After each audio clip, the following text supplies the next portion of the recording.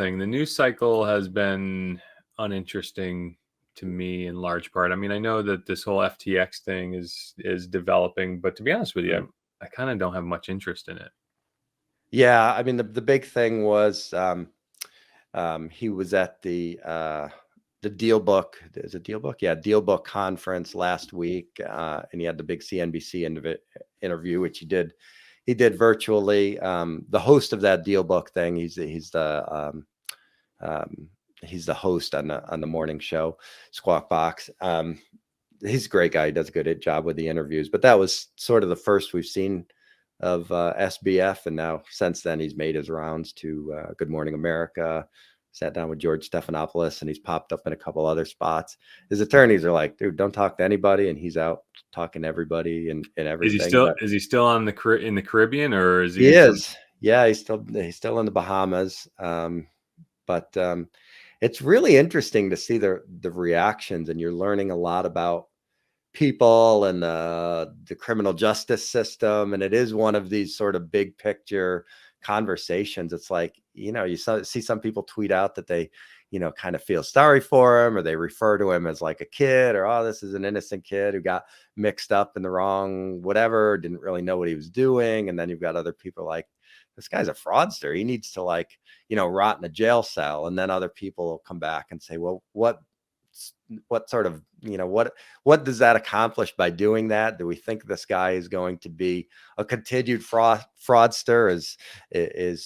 So it's kind of an interesting story. And there is parts where you sort of feel sympathetic for the guy. And then there's other parts where you're reading. So one of the things that happened in the interview was they had read a letter of the guy that had lost his life savings or something. And he was an FTX International and whatever. So, there's the other side of that too, that these are real people with real money that they won't probably get back. So yeah, that was certainly a big story over the last 7 days. Yeah. Yeah. You and I definitely philosophically or ideologically part ways to a certain degree when it comes to the threshold of buyer beware, right? Right. I think you tend to. Well, I won't speak for you, but I tend to. It's like what I've mentioned so many times in this show, right? That like I laugh because I laugh when there's this uproar of a market downturn because. Nobody complains when things are appreciating in value, but when things depreciate in value, there's conspiracy, there's malfeasance, and people like gambling or investing is gambling. A rose by any other name, right? I mean, it is the inherent. I mean, yeah, investing. You are. The idea is with investing, you are making an informed decision, and you're buying something of perceived value or real value or whatever. But let's face it. I mean, nobody knows what is going to happen. I mean, then that is the inherent thing about gambling. So, if you manage to find your way on the FTX, and I don't know any details about this except for a lot of money's missing, and it seems whatever. But I'm guessing that you've got people who are putting large sums of money into some sort of startup exchange that was exchanging crypto coins. There's a lot of furor about people getting rich off of cryptocurrency, but it's a market. It's a market like anything else. I mean, you're going in, you're changing money for something, you're holding it with the hope that it's going to be worth more in the future. And is it anything more than that? That's pretty much it. Yeah. So then when the thing reverses in value, why is everybody surprised? Well, this is a difference between reversing in value or just there being fraud, so where was, I guess that's why I don't know the story. Where's the fraud? So the issue is he was taking client funds and using those as collateral to leverage up for his Alameda hedge fund and using that to speculate on coins that were not valuable. So that's no different than This can be a bad analogy, but it's no different than you going into your bank and then you found out your savings account was bet on the Knicks to win last night by 40.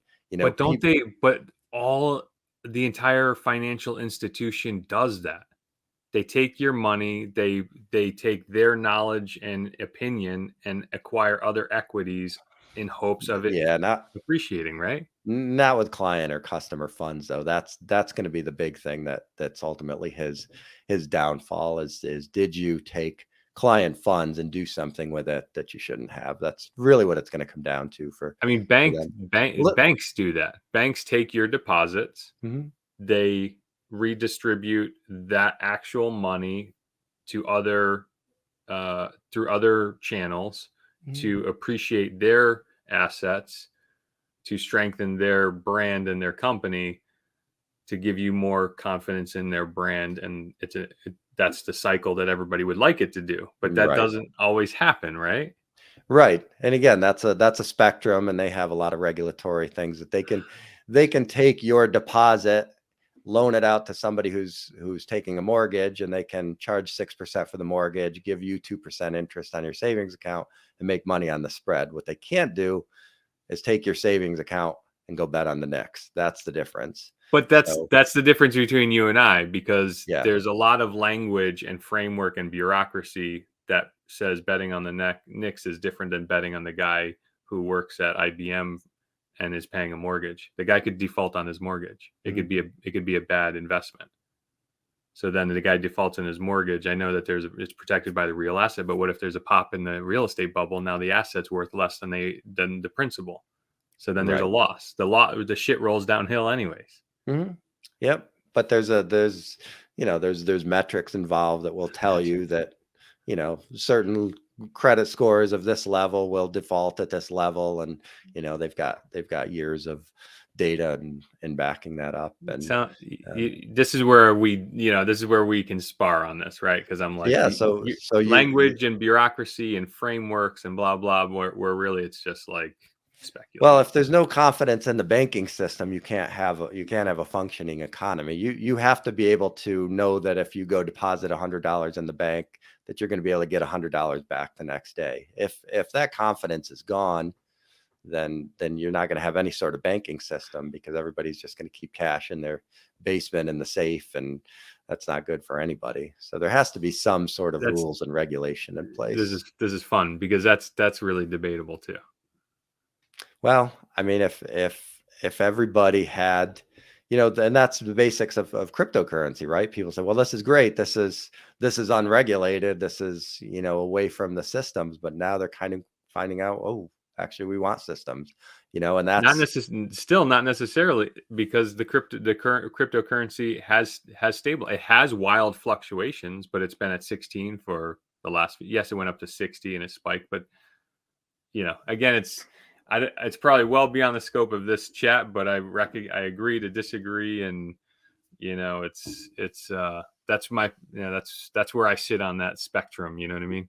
yeah. I mean, there's definitely levels of risk, and you have to have some sort of protections in place to instill confidence. Because if you don't have any confidence, then you don't have any ability you wouldn't invest in any business or invest in or put any sort of money anywhere. You'd get your paycheck. But that's proven not to be true, because as recently as 2008, in modern man time, I know, like, our culture like views like the 20th century as kind of modern times, Mhm. as recently as 2008, an entire sector has imploded because of speculation. Lehman Brothers, Yeah. which was institutional, just imploded. So it's like it's just a shell game, and the regulators keep trying to. It's like they're firefighting. When somebody does something stupid, they rush over there, and you got the Dodd-Frank Mhm. act, and they just try to build more paper around building that confidence. And my take on it is it's that kind of thing. Like, it helps the big bankers, it helps the politicians, with their feel good regulations, but it's always going to be buyer beware.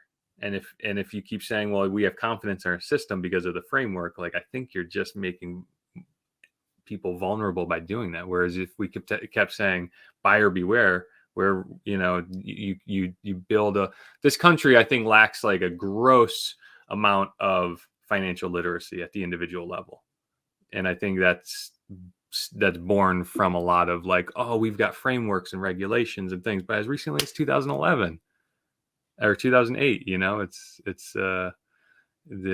was an implosion there. So I don't know. Yeah, I'm not trying to win an argument. no, I understand. I mean, there's risks and rewards to everything, and the longer, the longer term stuff is always going to be fine. We've And never by the had. way, my position is not to put people off from investing.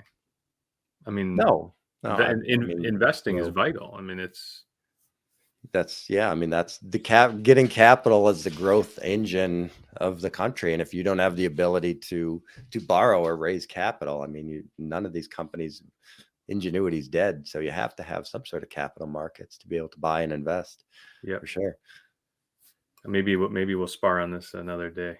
Yeah, I mean, listen, the guy that lost his life savings in FTX, do you feel bad for him on a personal level? Yeah, of course you do, because you're 1,000%. an adult and you have a heart. But as you said, I mean, that's where we agree. It's like, what is this guy doing, putting all his money in FTX?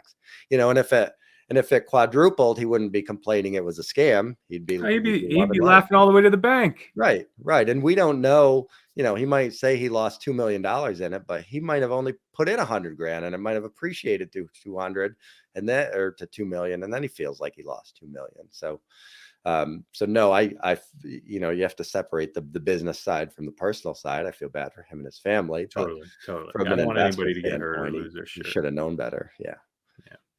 I wish if there's any point I want to make, I wish there was more financial literacy at a systemically in our institutions. But I could totally nerd out on that and show you this LinkedIn post. I try not to get into too much heated stuff. I don't do too much Twitter anymore, but LinkedIn, sometimes I'll go down a path of poking a bear, but I'm not going to do that today. Just toss a grenade in the room. Yeah, I could show you something that was along those lines of, but we'll save that for another time. Yeah, for sure.